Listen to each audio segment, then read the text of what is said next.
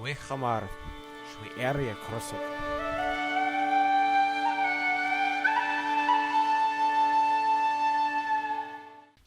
Artenation everybody. Artemis to you, as the Amazons say, and welcome to the latest episode of Walk the Crossroads. Tonight we'll be delving further into the mecha lore of Land in the Stars. So tonight we turn our interest to the mecha that are found in the southern reaches and the place known as the Itsuyo Kingship, under the control of the Sapakana and his powerful religion known as the Itzkachana.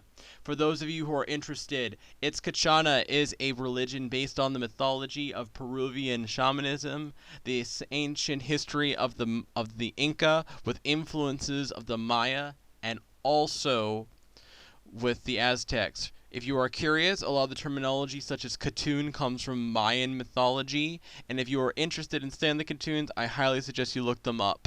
They're often exaggerated in media, but they're actually filled with a lot of fascinating, interesting information, especially from one of the most mathematically accurate people in known history. Now back to the lore of Land in the Stars.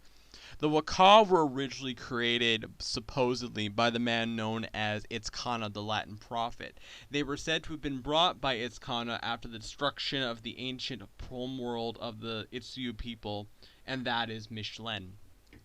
Now, Itzcana created these machines, or as the Triadic peoples claim, he stole them to defend against the marauding bands of the Vermkin. And for those of you just joining us, the Vermkin are a southern savage kindred of the Guigara, and the Guigara are not a nice race. They eat people. So the Itzcana basically based his entire foundation of this empire, also known as the Four Corners, on this technology he had.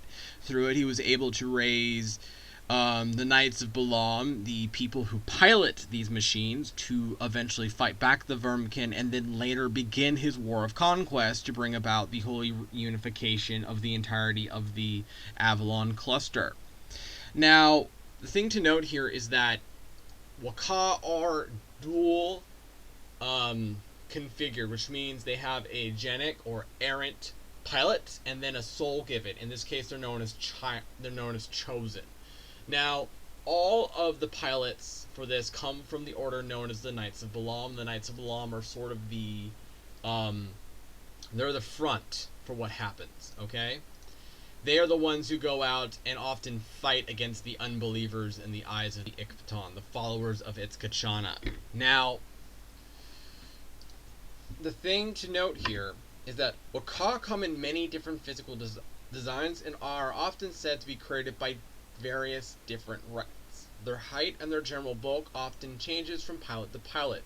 Most appear as dark-colored, man-like figures clothed in armor that appears as a rearing jaguar, claw-like coverings over their hands, and then a roaring maw over their head.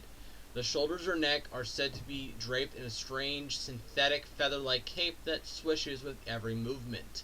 Smaller formats exist and start at a height of 7 mevres to the full height of the largest standing at 19 mevres. The armor of most Wak'a is notable, possessing a strange fibrous material that appears as plated greaves, armbands, and shoulder pauldrons in combat. They are also to almost wield obsidian swords that scream when they fight. So these guys are definitely inspired by the ancient Aztec Jaguar Knights. These guys were the elite of the ancient Aztec world, and if you want an idea of the kind of armor that the Wak'a bring in battle, that is where you want to look. Or look up anything from Mesoamerica. These guys basically bleed and exude that theme, especially. So I would like everybody to look to that to get an idea, even with these kind of strange, mystical, mecha that appear out of nowhere, that have these weird, ethereal, feather-like capes that defend them against all, and they seemingly disappear. The Wak'a are a strange, and honestly, in many cases, a very deadly bunch. Most errants will never actually fight a Wak'a, but in other cases they appear out of nowhere, they kill their target, and they leave.